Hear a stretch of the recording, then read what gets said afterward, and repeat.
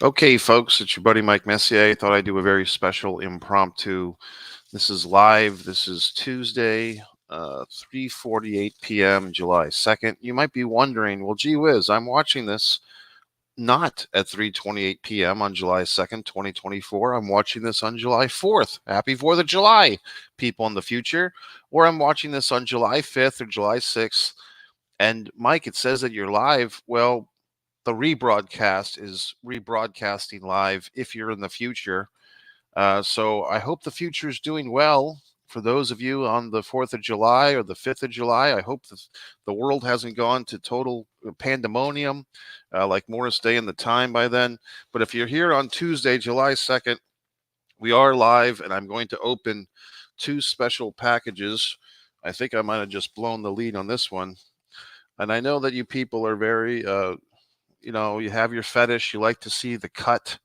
This is a very sharp pair of scissors. I think I might, well, I just have another of the same pair. I've been buying all these scissors for those of you that have been watching at home from Temu, very nice place to buy scissors. I think you get like 5 of these for $5. It's nice to buy stuff cheap. I am now cutting this box. A lot of people have complimented this Rocky t-shirt. This was another Temu. Oh God, choking. And I really like to see the cutting of the tape. I got a little too close to my eyes there with the scissors. These scissors, it cannot be stated enough, are not to be played with. They are very sharp scissors. Okay, so that's the thing, folks. A lot of you people probably open your boxes without the use of scissors. I'm at the point now in my life where I'm using scissors to open envelopes, to open packages. I almost refuse, even tightly wrapped food. I want to use a pair of scissors. I don't want to bend my precious fingertips, my fingernails. Let's see.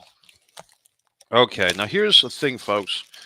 I don't really like assembling things, and there is some assembly required. I knew that going into this. I'm really hoping that the assembly required is very little. Oh, God. For those of you that might be wondering, gee whiz, Mike, we haven't seen you on Facebook a whole lot. Well, I've been kicked off the platform. My buddy Carl's chiming in. Carl was a good pal of mine, or he still is, who did a nice WrestleMania 2022 video. Carl's got his own YouTube channel, Carl Kate. Carl's in Chicagoland area, not Chicago exactly, of course, but the vicinity. Oh, Jesus. This is tremendously heavy.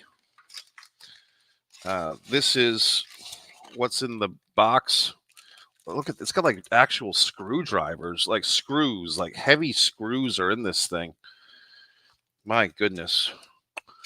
My buddy there, my boxing buddy, I believe this is a gentleman that I'm scheduled to interview in a few weeks if I'm thinking of the right person, the real Ian Coe.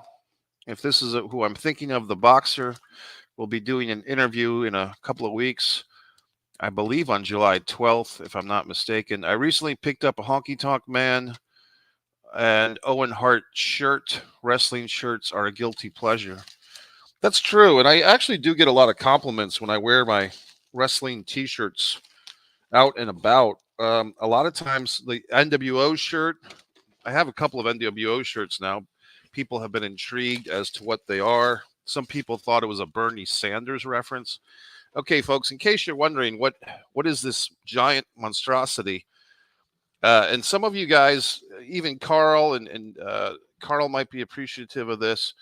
This is an exercise bike, like a little exercise pedal bike to put underneath my desk to get a little workout while I'm doing these things.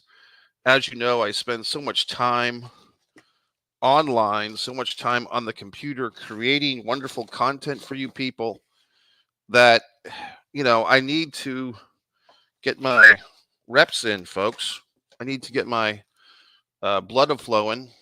So I figured, why not invest? And I did some nice Amazon price comparisons. There was different models to this thing. I have been exposed to these things in the past, these little exercise bikes that you just put underneath the desk. And I think this one's going to be fine. I think that I will use a yoga mat to not allow this thing to slip and slide all over the place.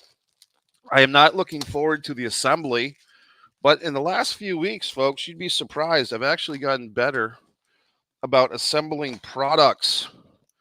The very chair that I'm sitting in was a Temu purchase, this wonderful office chair. If you can see it, I got it for about $40 and it's really quite nice. It's not overtly comfortable.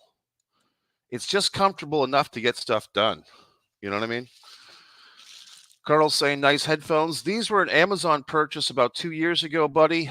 And you can't find these anymore. At least I can't. The red and the blue. I just like that. It kind of stands out. It's its own thing. I have Redbone Coonhound puppy. Oh, that's nice. Puppies are always nice, buddy. And a Beagle German Shepherd mixed puppy. That sounds like you have a nice little dog show over there, buddy. Chicagoland Dog Show. Very exciting for Carl. Like I said, this one I'm really excited about. If it is what I think it is. Okay, I know you guys have your little fetish. I don't want to fetish shame that you're into the cutting.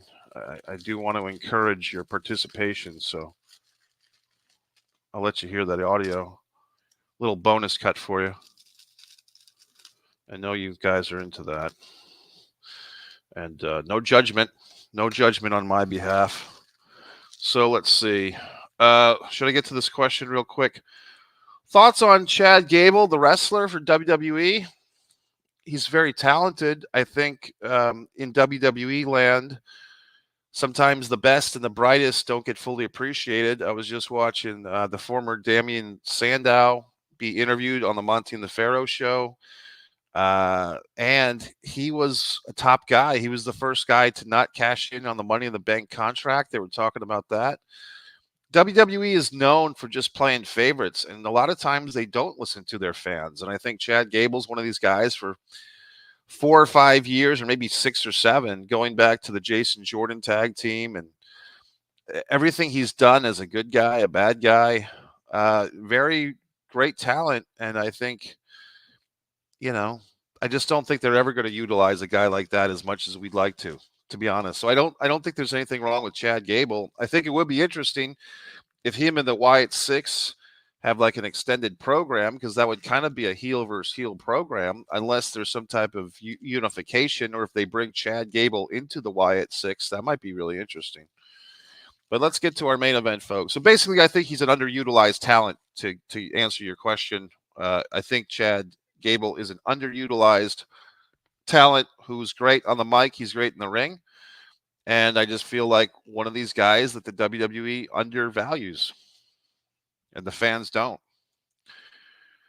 Look up Dolph Ziggler. That guy lived that for 15 years. But let's see what this main event is here. Very exciting. Oh, my goodness. Look at this. Wonderful new cover.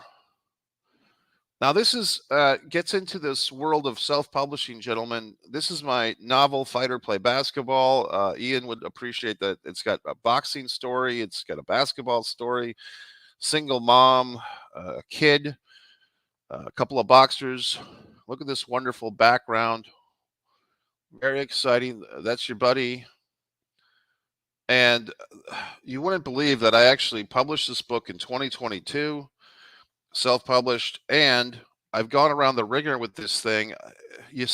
I self-published a book, and then it's like, oh wow, look, a typo, and then another typo, and I just got so frustrated that my novel was out there in the public and being read by a few people, but to me, I feel like I had some things in this book, just mostly typographical errors, grammatical things that could be improved. Notice that I didn't say grammatical errors. I said things that could be improved. And I just I couldn't live with myself anymore unless I did a total revamp of this novel. I've been working on that for the last 6 months, including I actually did the new type on the cover first. Now, if you're wondering, well, gee, that's such a wonderful cover lettering. The fight in red is to represent the boxing, and the orange is to represent the basketball. So it's all it's all very surface level stuff here, folks. The subtext is right there. I just felt like I needed to improve this novel before I really push this thing to the outer limits with publicity or whatever I'm going to do with it. And I want to thank a good friend of mine. I was just on the phone with him earlier today about another situation. Benny J. Scala has his forward in the book, which is nice. A one-page forward that Benny did a nice job. And even that, I spent an hour getting his forward to be on one page of the book. So the self-publishing is fun, but it's not easy. It's time-consuming. It's not for everybody. But what I like now is that this novel looks a lot better, in my opinion, than the previous prints. And I was about to say edition. However, I did learn something new. This is not a second edition. This is still the first edition of this novel, even with the vast improvements, even with the nicer design. The novel so far looks fantastic. I'll have to reread this thing a few times to look for clerical errors. The reason it's not a second edition is because I didn't add or subtract any chapters or any vital storylines. There's no character changes. There's no story development changes in this novel. And only if you do that, only if you greatly add a chapter, subtract a chapter, change the name of a major character, any of those things might warrant a second edition for a fictional novel. Second editions are basically supposed to be more for textbooks, school, college textbooks, basically so that they can charge students every couple of years for a new edition. And if any of you fine folks went to college, you know that the cost of textbooks is a small country's fucking budget for a year anyway. So I mean, it's kind of a scam. But in any event, second editions for a fictional novel are really not encouraged because it kind of screws up the whole system as far as the codes of the book, like the UPC codes and all these the ISBN numbers, all these wonderful things. So in any event, if you order this book now, I think Carl has in the past, but if you order it now, it's going to look a little bit tighter. Like I said, the story hasn't changed. So if you have read it, only if you really want to get a new copy, but why don't you? Chapter 32, I even changed the back of the book. I used to have like a little synopsis of the whole novel. Now I just have a little excerpt.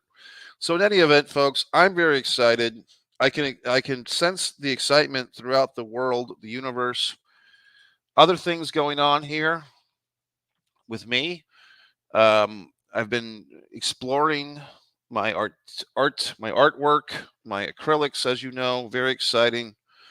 Tonight, I'll be going to see a documentary. My buddy Royce Freeman at Sunray Cinema has his First Coast documentary about filmmakers from Jacksonville. Somehow I got interviewed and included. I hope I'm in the final cut. Maybe I'm not. But I will be attending his premiere of this at the Sunray Cinema tonight at 7 p.m. I think the actual bell time is 6:45. I was up till 7 in the morning this morning working on another project, which I will have a big surprise on One Man and a Camera Films. That channel is actually really getting close to the 500 mark for subscribers. So if you haven't subscribed to One Man and a Camera Films, that would be something nice for you to do for your buddy. The number one Man and a Camera Films. That's kind of my non-ranting, my nice guy stuff. Messier Mantra and some nice things are over there. As far as the pro wrestling world, I did not, I really stayed away from the combat sports this weekend, folks. I know that the AEW, All Elite Wrestling, had a big pay-per-view. I didn't see it. I went to see the Kevin Costner movie, Horizon, an American Saga Part 1, which I did a nice review on. I thought that was a great movie. I guess I'm one of the people that bought a ticket for the $11 million opening weekend box office. I thought the movie was fantastic and great. So I really do encourage everyone to see that. Sienna Miller, oh my goodness, what a beautiful woman. Speaking of which, Dakota Johnson, I saw her in Daddy-O last night. I did a review on that. Some mixed feelings on that one, although I'm a big fan of Dakota Johnson, the actress. I don't know if this was the best movie, but it certainly wasn't the worst movie. Daddy-O with Sean Penn, and all these exciting things. The UFC I did not see. UFC 303, I did see a YouTube bootlegged version of the main event. The whole Conor McGregor thing, it just seems like Dana's holding on to this guy. That kind of turned me off to UFC for a couple of years, was basically John Jones, Brock Lesnar, and to a much lesser extent, Conor McGregor, how much Dana White, sucked up to these guys and pushed these guys down our throats. I wasn't a big John Jones fan. I wasn't a big Brock Lesnar fan. Conor, I was probably more of a fan of, but when he threw that chair to that bus full of other fighters and the window got crashed, and I think the glass went into a female fighter's eye, and she could have been permanently blinded or whatever. I don't see how you promote a guy like that. And but Dana White does, because it's all about the money. The bitch slap or the power slap stuff, I find that reprehensible. Yes, it's like watching a car accident. It's hard to turn away from it once it's on. But I just feel that it's not a sport. It's a spectacle. Power slap. Dana is so into it. I think it's dumb. And I think the dumbest thing about it is, who slaps first? They flip a coin. I don't get it. I really don't. I just think that's like Demolition Man 1984, when the decline of society comes. What I like about Ultimate Fighting is that it's an actual sport. And yes, Ultimate Fighting, UFC in particular, has gotten away from, who would win in a real fight. That used to be the question with UFC. It's not like that anymore. Now it's an actual sport with rules. If it was a real fight, you'd take out a weapon and smash someone in the head with it. But it's a competitive sport. There's rules. No fish hooking, no eye gouging, no low blows, no biting of the ear like Mike Tyson. So I like UFC. I like MMA. I wasn't too happy that they merged with WWE. Yeah, good for them. I just don't like it, and everything else. So we saw that a few weeks ago when UFC did a big Saudi Arabian show. And how much money talks. Anyway, I'm digressing, but the real story here, folks, is that I got this nice exercise under the desk bike. If you missed that portion of our live cast, go back and watch it. Fighter play basketball. It looks fantastic. Everything's laid out beautifully. Now I get to have another week where I read this thing. See, that's the thing. You're never quite done. And I'm sure... See, I'm already setting myself up. I'm sure that there'll be one little typo, one little semicolon that should have been a period, one little V that should have been an and, or something of that nature. And I'll get all excited and I'll get all pissed off. And then I'll have to go and I'll have to tweak this thing again. But that's part of the fun, folks. That's part of the fun of being me. You can leave a comment. You can leave a question. You can leave a topic. Once again, One Man in a Camera Films. For my own film work, there'll be some new stuff on there real soon. One artist, Mike Messier, for my wonderful acrylics. You can even purchase some on eBay. You can go to MikeMessier.com and scroll to the bottom, where you'll find all my social media links and this wonderful book. And the movie reviews, like I said, American Horizon, I think that's the go-to movie. A Quiet Place, Day One, disappointing. I just feel like it just didn't deliver anything new. It was just the same stuff that we saw in the first two, and so on and so forth. But have a good week, folks. It's Tuesday. It kind of feels like Monday to me. And nice to see everyone. Thanks for checking in. MikeMessier.com.